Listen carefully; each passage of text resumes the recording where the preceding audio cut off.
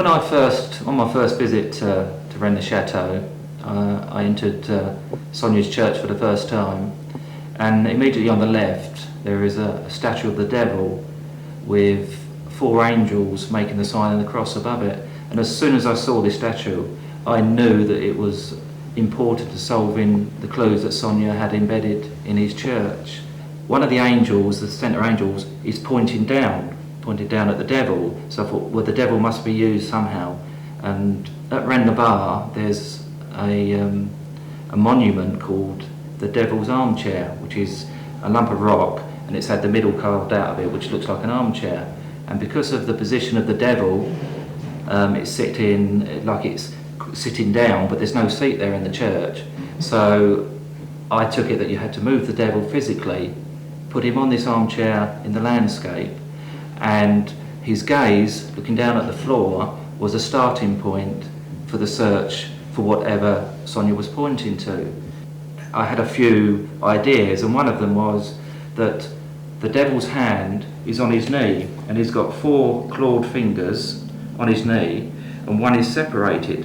So I thought, right, we have a 4 made by the angels, which is an upside down 4. That could be a clue, and we have 4 fingers. So I thought, right, if we do the measurement between the 2 angels, left and right angels, use that 4 times. It's basically using the whole sign, and you're flipping it over 4 times, which incidentally makes 2 M's, Mary Magdalene. So this is what I've done.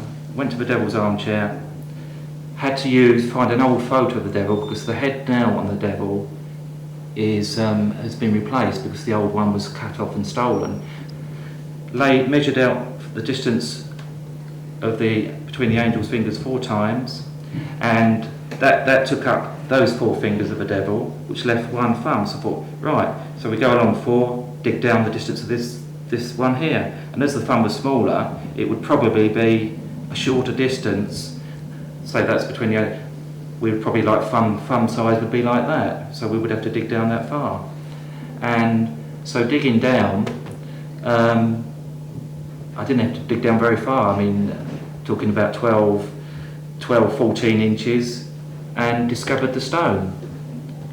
And on this stone, after giving it a wash, Sandy was with me, and we actually, not realising we was looking for a stone, we'd moved it from its position, because I saw writing on it, and were some markings that didn't look natural. So we lifted it out and we washed it in the stream that was nearby, and that's when we saw there was the BS, a 1, and the 4, which was the sign made by the angels, and on the end of the 4 was an arrow.